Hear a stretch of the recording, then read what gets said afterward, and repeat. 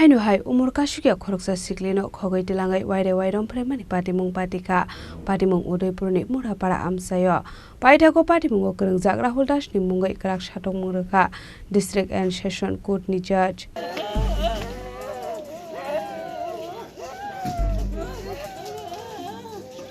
Koktumani bisingtip shoymanka laithane 2022 biswa Udaipur Chandrapur amseni umur kasuya khoroksa sikli salbrumni haikeno rungnogo thangui tongmani koktuma fiaba ashala rungnogo thangmani sorabo Udaipur Nuapara amseni Rahul Das moi khoroksa sikla khogoi telangai wairebai rompremani koktuma kashe phaika patimung Udaipur Murapara amsayo paithago umur kasuya sikli nongni bororok Udaipur buri thanabo khlaika FIR paithago patimungna diye chaitogo nyaitongmani yagolo Rahul Das na arrest khlaika Udaipur buri thanani police paithago Rahul Das ni mungoi posko ekke rongo khlaijaka FIR abni yagolo strangshalo Rahul Das na dorbar nogoti samani yagolo district and sessions ni just Rahul Das ni shakawo bisi thamni jelte 1000 জরিমানা বেরখাহানি শাখা লয়ের Pinto Das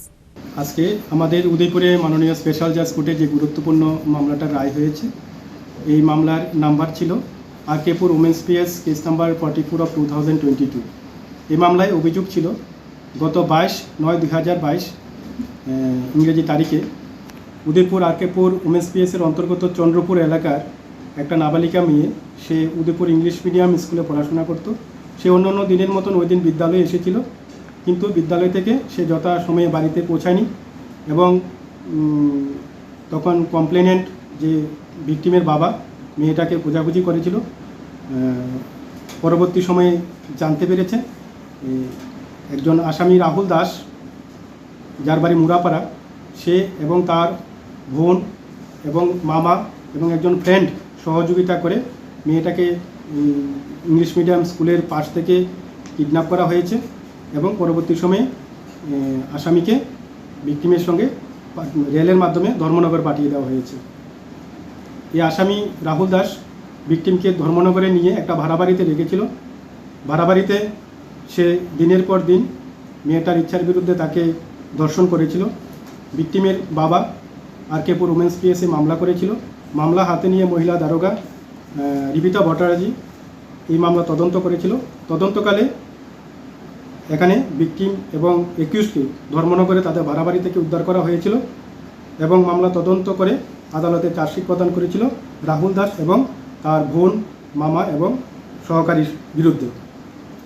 chargesheet প্রদান করার পরে আদালতে এই মামলার trial হয়েছিল এই মামলায় আমি 16 জনের সাক্ষ্যপক্ষ আদালতে উপস্থাপন করেছিলাম 16 জনের সাক্ষ্যপক্ষর শেষে আদালত আজকের দিনে আসামি রাহুল দাসকে দোষী সাব্যস্ত করে ভারতীয় দণ্ডবিধি 363 ভারতীয় দণ্ডবিধি 376 এবং 6 অফ পক্সো আইনে এবং তৎসঙ্গে সাজা ঘোষণা করেছে ভারতীয় দণ্ডবিধি 363 ধারায় 3 বছরের জেল এবং 6 অফ পক্সো আইনে 20 বছরের সর্বোচ্চ সাজা আজকে আদালত তাকে প্রদান করেছিল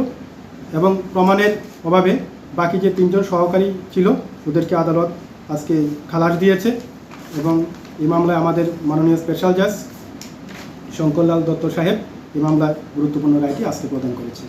laithane 2022 bisini September talo abai patimungni shimino a umur kasuya sikli nongni bororok courtni decision na singjak tongmani paithago patimunga krengjak tonglai satong mungjak mani bagai belaino khatongjak laikha a umur kasuya sikli nongni bororok Udaipur ni Shimira Azimi Kokthum Chini Khorang